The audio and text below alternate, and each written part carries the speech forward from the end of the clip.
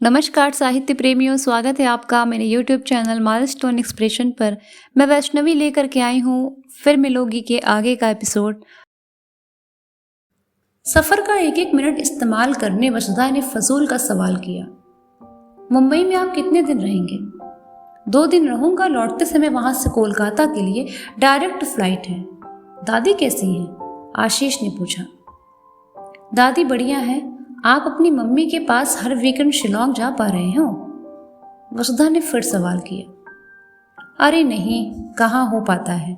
अब आज संडे है, मीटिंग के लिए मुंबई जा रहा हूँ। मम्मी के कॉलेज में लंबी छुट्टियाँ चल रही हैं। कल तो फ़ोन पर डांट रही थी, अगले वीकेंड शिलोंग पहुँचने का ऑर्डर है।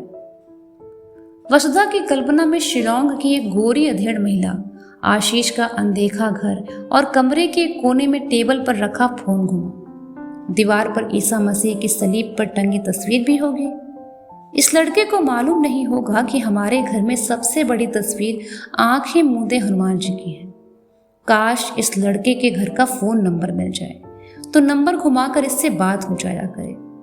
वसुधा के मन में क्या चल रहा है से बेखबर आशीष इस यात्रा में एक पल भी वसुधा के चेहरे से नजर नहीं हटाना चाहता है। तेज बारिश के शोर में खिड़की से बाहर मटमैले पानी में डूबे खेत दौड़ रहे हैं। तालाब बन चुके खेतों में धान आधे डूब खड़े थे। खिड़की का कांच गिराने के बाद भी पानी आखिरी की पतली पट्टी पर जमा हो रहा था। बौछारें जमा पानी पर छींटे उछालती सीट को भिगो रही थी। वसुधा को सुपरफास्ट ट्रेन में बैठने का पहली बार अफसोस हुआ। काश ये पैसेंजर होती और अकोला पहुंचने में 5 घंटे लगाती। हे भगवान, बारिश में ट्रेन की पटरियां डूब जाए और चक्के जाम हो जाए। क्या इस ट्रेन के भाग्य में अनिश्चितकालीन विलंब में चलने का सुख नहीं लिखा है? ये एग्जाम छूटे तो छूटे, कौन सा अकोला नगर निगम वसुधा के एग्जाम में न बैठने से लुट जाएगा। ट्रेन बिजली की गति से तेज भाग रही थी। हर अगले मिनट में मैं इस लड़के से दूर होते जा रही हूँ। हॉस्टल में कितना याद किया इसको। भुवनेश्वर वाली वो ट्रेन हर रात मेरे सीने में सफर करती है। सना और पूनम को बताऊंगी तो यकीन ही नहीं कर पाएंगे कि ऐसा भी होता है। मुझे मालूम है कि ये मुझे बहुत पसंद कर रहा है। वो भी जान चुका है कि मैं उसको देखते ही खिल गई। वसुधा ने बेवजह ही वो बात कही जो उस ट्रेन में मौजूद हर आदमी को पता थी। आज बारिश बहुत तेज है, आशीष ने बाहर नजर डालते हुए कहा। शिलोंग में तो ऑलमोस्ट 6 माह बारिश का मौसम होता है। जुलाई अगस्त में पहाड़ों से काउंटलेस वाटरफॉल गिरते हैं, लेकिन हमारे यहाँ रोड पर पानी जमा नहीं होते। माउंटेन है, इसीलिए स्लोप अच्छा है। वसुधा और आशीष दोनों जानते थे कि वो जो बातें कर रहे हैं वो बेईमानी है, खोखली है, नकली है। असल बात सिर्फ दोनों की आंखों में है। प्रिया ने आशीष का लाया मफिन खाते हुए कहा, हमारे यहाँ वर्धा में तो बारिश में कीचड़ बहुत हो जाता है। बारिश होने पर सड़कों पर इतना पानी होता है कि स्कूल की छुट्टियां हो जाती हैं। मेघालय में रेनी डेज की छुट्टी होने पर तो स्कूल कॉलेज हमेशा के लिए बंद हो जाए। हमारे यहाँ बाइक और कार की डिक्की में लोग 12th मंथ अम्ब्रेला या रेनकोट लेकर चलते हैं। अभी धूप है, जरा देर बाद ही बादल गरजने लगेंगे और हैवी रेन स्टार्ट हो जाएगी। अनप्रिडिक्टेबल वेदर है। यात्रियों की घचमच, बारिश के शोर और इन बेमतलब की बातों के बीच 2 जोड़ी आंखें एक दूसरे को बता रही थी कि मैं तुम्हारी याद में कितनी रातें जागी हूँ। ट्रेन कई स्टेशनों पर रुक रही थी। हर स्टेशन में भीगे हुए लोग चढ़ उतर रहे थे। स्टेशन में चाय समोसे बेचने वाले लड़के रेनकोट पहने खिड़कियों के सामने से दौड़ रहे थे। आशीष ने फिर बात बढ़ाई, लगता है ये बारिश मुंबई तक मिलने वाली है। प्रिया दीदी ने चिंता जाहिर की। वसुधा, इतनी तेज बारिश में हम दोनों को अकोला में एग्जाम सेंटर तक जाने को ऑटो मिलेगा? आज रेलवे स्टेशन में स्टूडेंट्स की बहुत भीड़ होगी। आशीष ने वसुधा की तरफ हाथ बढ़ाया। लो तुम्हारा admit card, exam centre station से कितनी दूर है देख कर बताता हूँ। मैं अपनी मीटिंग्स के लिए कई बार अकोला आया हूँ, वहां के एरिया के बारे में थोड़ा बहुत नॉलेज है। वसुधा ने पर्स से एडमिट कार्ड निकालकर आशीष की ओर दिया। आप देखकर बताइए, ये पता नहीं कौन सी जगह है, कोई गवर्नमेंट गर्ल्स स्कूल है।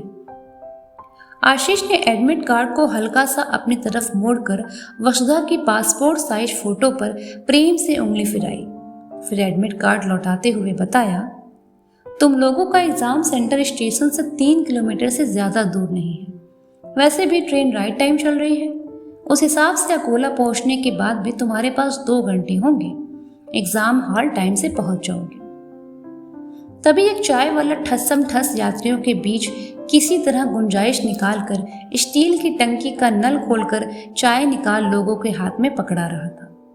आशीष ने उसे 3 चाय देने को कहा और बचे हुए मफिन वसुधा को कुछ इस तरह से थमा दिए कि वसुधा ही प्रिया दीदी और आशीष को बार बार ऑफर कर रही थी। इस लड़के के साथ मुझे परायापन क्यों नहीं लगता है? इतना अपनापन जैसे घर के किसी सदस्य के साथ यात्रा कर रहे हो, जैसे हम एक दूसरे को बरसों से जानते हैं, जैसे इससे ज्यादा प्यार मुझे दुनिया में किसी से हो ही नहीं सकता, जैसे इसके साथ जीवन बिताने में कोई भी कीमत चुकाने को तैयार हो। कोई भी खुशी छोड़ सकती हूँ बाबा, कोई भी खुशी। दोनों जो सोच रहे हैं दोनों को मालूम है। दोनों के पास कहने को बहुत कुछ है। दोनों चुप हैं। खिड़की के बाहर भीगे गांव, डूबे खेत, बिजली के खंभे, कीचड़ भरे रास्ते, छाता लिए औरतें और बुजुर्ग, बारिश में नहाते कच्चे घर, भीगते मवेशियों का मंजर तेजी से गुजर रहा है। थोड़ी थोड़ी देर के बाद रेलवे ट्रैक के बैरियर पर ट्रेन गुजरने का इंतजार करते साइकिल और बाइक के साथ खड़े लोग। सड़क पर भीगते इन लोगों को मालूम नहीं कि सर पर दौड़ती इस ट्रेन में बैठे एक लड़का और लड़की के लिए सफर 8 महीने के विरह के बाद किसी अलौकिक चमत्कार सा है। जब दोनों पहली बार मिले थे तो जाड़ों के दिन थे, अब बरसात है। क्या फिर हम इस किसी मौसम में दूसरे सफर में अचानक सामने आएंगे? नहीं, अब हम तीसरी बार नहीं मिल सकते। असामान्य घटनाओं को चमत्कार कहते हैं, और यदि चमत्कार बार बार हो तो वह चमत्कार नहीं। दोनों 2 बहुत अलग दुनियाओं में से हैं, जिनमें कुछ भी एक जैसा नहीं। दोनों की कोई भी साझा योजना नहीं हो सकती। इतने संबंधों में क्यों जीता है कि घुटन से पल पल मरे? आशीष खिड़की से बाहर देख रहा था। यहाँ की बारिश हमारी मेघालय की बारिश से अलग है। पहाड़ों में लगता है जैसे बारिश गुस्से में है, जबकि यहाँ पर प्यार से टैप करती है। वहाँ जनरली सुबह के वक्त हिल टॉप पर सफेद बादल रहते हैं। रूम की खिड़की दरवाजे खोलते ही बादल कमरों के भीतर बहने लगते हैं। वसुधा बोली, सुनकर ही सुंदर लग रहा है। हमारे यहाँ ऐसा कुछ भी नहीं है, ग्रीनरी भी इतनी खास नहीं है। हम सारे फ्रेंड्स तो जॉब के लिए दिल्ली, मुंबई गए, वो सभी शिलोंग की बारिश और मौसम बहुत मिस करते हैं। वसुधा ने पूछा, आप जॉब में रहते हुए कॉलेज फ्रेंड से अभी भी मिल पाते हैं? आशीष फीका मुस्कुराया।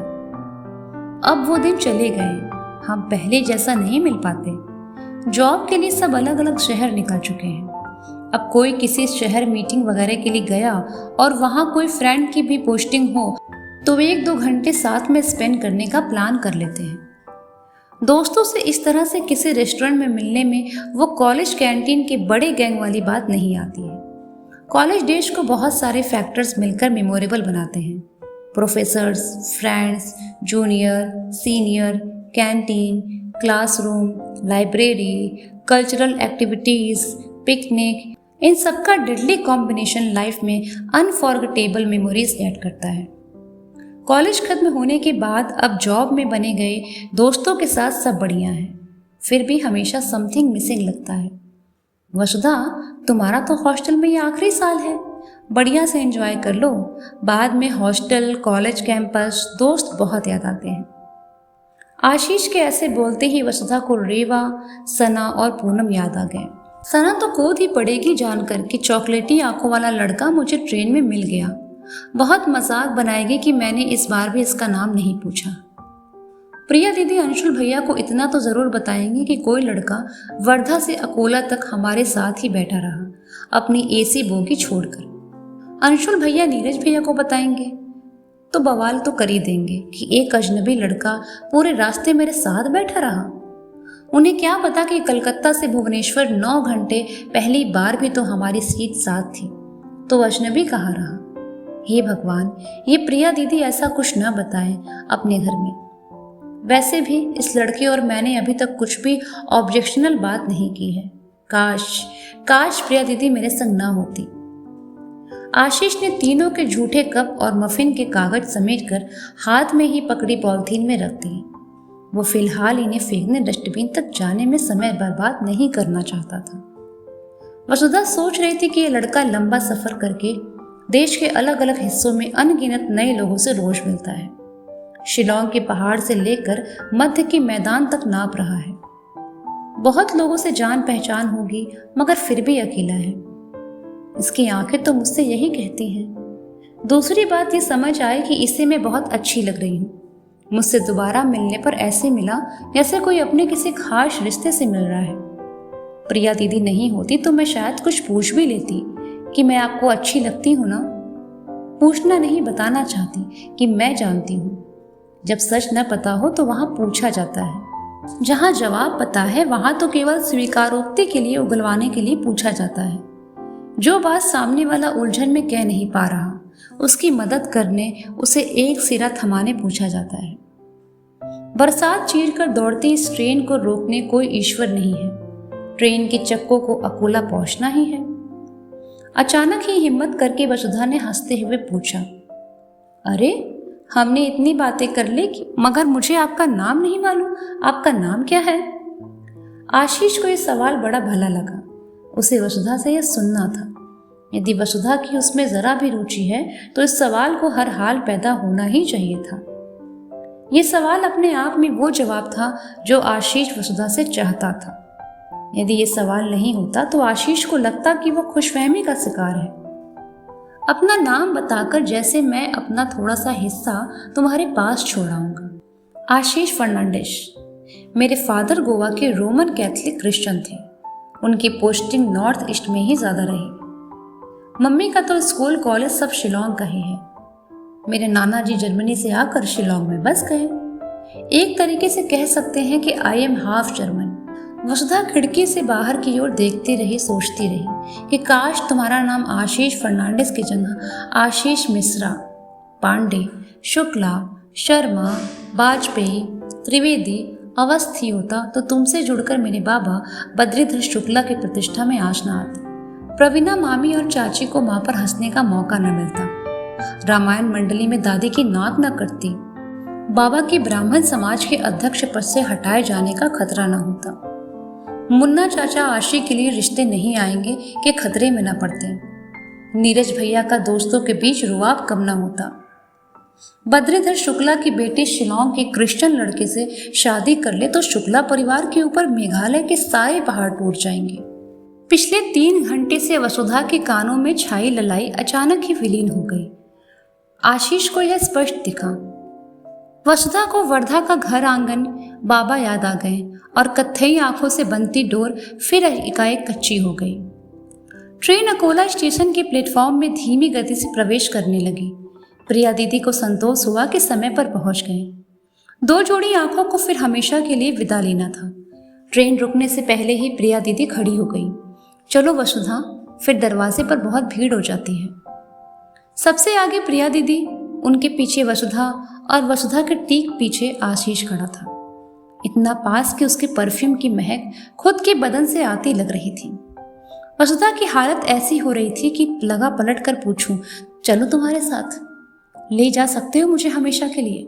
अब के बिछड़े तो फिर कभी नहीं मिलेंगे आशीष। ये ट्रेन छूटी तो हम दोनों के बीच खाई बहुत गहरी हो जाएगी। हम इस खाई को दोनों न लंघ पाएंगे, न पाट पाएंगे। अभी इसी वक्त रोकोगे तो मैं शायद रुक जाऊंगी। मुझे सोचने का मौका मत दो। सिर्फ एक नाम के सहारे इतनी बड़ी दुनिया में एक दूसरे को पुकारने कहाँ जाएंगे? ट्रेन बस रुकने को थी। आशीष का कलेजा निचुड़ रहा था। मन जैसे पुकार रहा था, मत जाओ वसुधा, ये पसंद से बहुत आगे का रिश्ता है। जानता हूं कि तुम मुझे प्यार करने लगी हो। असल में ये सिर्फ 2 मुलाकात नहीं, 8 महीने दिन रात की कसक, याद और टीस का संग है। तुम चाहो तो ये साथ आगे बढ़ सकता है। तुम एक बार हाथ तो बढ़ाओ, मैं अभी तुम्हें साथ ले जाऊंगा।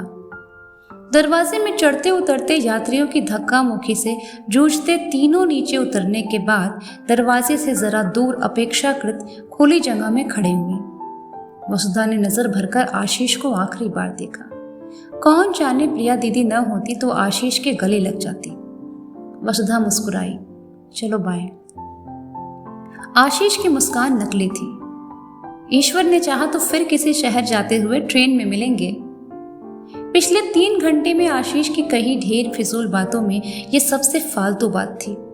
दोनों जानते हैं कि अब हम किसी ट्रेन में नहीं मिल पाएंगे। प्रिया दीदी ने स्टेशन से बाहर जाने वाले गेट की तरफ देखा। चलो वसुधा, बारिश बहुत तेज है, आप भी चढ़ जाइए, ट्रेन न छूट जाए, यहाँ सिर्फ 2 मिनट का स्टॉपेज है। दुनिया की सारी उदासी इन 2 जोड़ी आंखों में घुल गई। वहीं अवसाद जो उर्मिला और लक्ष्मण की आंखों में अयोध्या छोड़ते समय उमड़ा था, आज अकोला स्टेशन की हवा में घुला है। वसुधा ने दोबारा कहा, चलो बाय। आशीष सूखे गले से कुछ निगलने की कोशिश कर रहा था। Bye, C you. वसुधा और प्रिया स्टेशन से बाहर आ गए। ऑटो में बैठते ही वसुधा को ट्रेन के छूटने की आवाज आई। ट्रेन के चक्के जैसे भारी मन से घसीट रहे हो। आवाज दूर जा रही थी, हर अगले सेकंड ज्यादा दूर और दूर और दूर। इस ट्रेन में बैठा कोई मुझसे कभी न मिलने के लिए बिछड़ रहा है। वसुधा और प्रिया ने एग्जाम खत्म होते ही एग्जाम सेंटर के सामने से ऑटो लेकर स्टेशन का रुख किया। वसुधा ने फिर वही स्टेशन देखा जहां 5 घंटे पहले खड़ा आशीष उसे विदा कर रहा था। मौसम अब तक विरह का मातम मना रहा था। वापसी के सफर में वसुधा चुप थी। प्रिया दीदी ने इसे पेपर खराब जाने का दुख माना या उस लड़के से बिछड़ने का अनमनापन, वही जाने। वसुधा चुपचाप खिड़की से बाहर देख रही थी। लौटते समय भी वही गांव, सड़कें, स्टेशन पड़ रहे थे जिन्हें सुबह आशीष के साथ देखा था। अभी अंधेरे में सब उदास भीग रहे हैं। रात में भीगी इमारतें, ट्रेन, सड़कें सब रोशनी पड़ते ही चमकने लगते। सुबह से रात तक होती ये बारिश उम्र भर के लिए वसुधा के मन में जम रही थी। आज यदि ट्रेन में प्रिया दीदी साथ नहीं होती तो क्या मैं आशीष से उसके घर का फोन नंबर मांग पाती? क्या मैं उसके साथ मुंबई निकल जाती? मैं अपने घर का नंबर तो उसे दे ही सकती थी। घर में कॉल बेल बजे या फोन की रिंग, यदि बाबा और नीरज भैया घर पर हैं तो वे ही अटेंड करते। आशीष मेरे घर पर फोन कर ही नहीं सकता। प्रिया दीदी ने बहुत देर से पसरी चुप्पी तोड़ी। कल जन्माष्टमी का उपवास रहेगी सुधा? वसुधा की आवाज कुमलाई हुई थी। जी दीदी, रहती हूँ। आज तो नीरज भैया भी वर्धा आ चुके होंगे। अभी 2 दिन 3 की छुट्टियां और हैं। हमारे यहाँ जन्माष्टमी का उपवास सभी लोग करते हैं। चाचा के बच्चे भी कृष्ण जन्म की पूजा करने हमारे यहाँ आते हैं। दादी बोलती है कि जब तक वो जिंदा हैं, सारे बड़े त्योहार चाचा और हम लोग मिलकर करें। स्टेशन पहुंचने पर प्रिया दीदी अपने पापा के साथ कार में बैठकर गई। वसुधा को लेने नीरज भैया बाइक से आए। बारिश अब थम चुकी थी। झिंगुर की आवाज से अंधेरा गूंज रहा था। आज रात वसुधा की आंखों में नींद नहीं थी। क्या मुझसे सैकड़ों किलोमीटर दूर मुंबई के किसी होटल में कोई मुझे सोच रहा होगा? 100% सोच रहा होगा। तो दोस्तों, ये था उपन्यास फिर मिलोगी की आज का हिस्सा। मैं वैष्णवी मिलती हूँ आपसे अगले एपिसोड में। तब तक जुड़े रहिए और महसूस कीजिए इस अद्भुत कहानी की हर धड़कन को। हम दोनों इतने लाचार क्यों हैं? क्या उसने दादी को देखकर जान लिया था कि हम पारंपरिक ब्राह्मण परिवार से हैं, जहां लड़कियां प्रेम से कोसों दूर भागती हैं? कहीं ऐसा तो नहीं कि वो मेरा हाथ हमेशा के लिए थामने तैयार था?